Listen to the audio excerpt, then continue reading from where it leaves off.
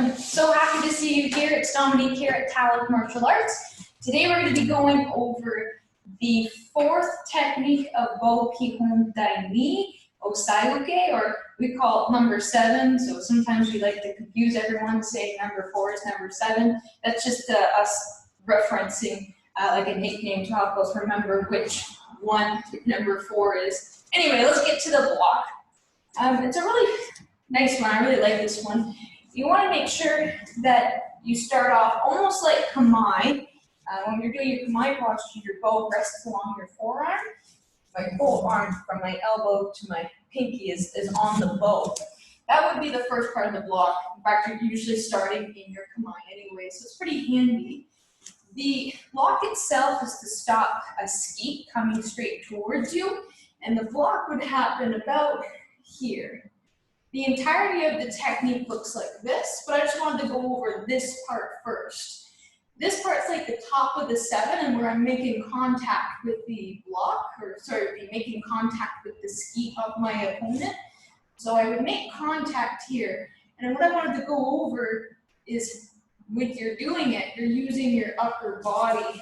I'm not necessarily using my arm to stop it, I'm just using my upper body. And I prefer it this way in my classes because when I can do it, I don't have to worry about my partner resisting, not that they really should be in Kobudo, but I find it's a lot easier to use my upper body, of course, to knock the bow up the side. So maybe practice those a couple times, just turning your body a little sideways. It's not much movement, it shouldn't really be higher than your shoulders.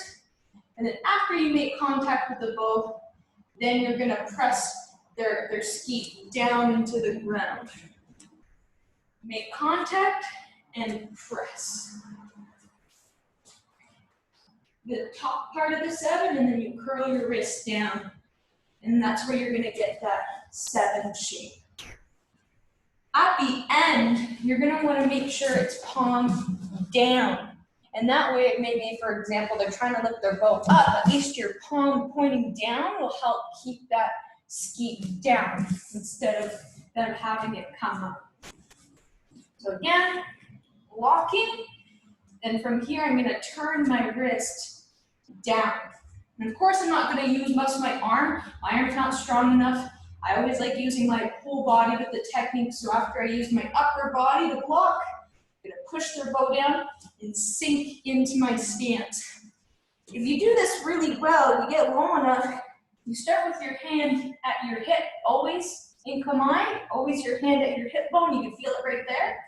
And then if you get in a really low stance, if your hand stays there, you'll end up punching your leg or having your hand supported by your own leg here. So it can be a really, really strong technique if you practice it long enough, and especially with a partner. I know it's not easy to do that right now, but the best way to learn how to do the techniques properly sometimes is be able to do it with a partner.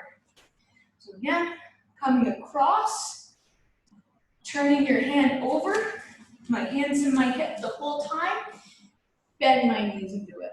Then I come back up to Kamae, do the other side, hands on the whole bows along the length of my forearm, and down. Good.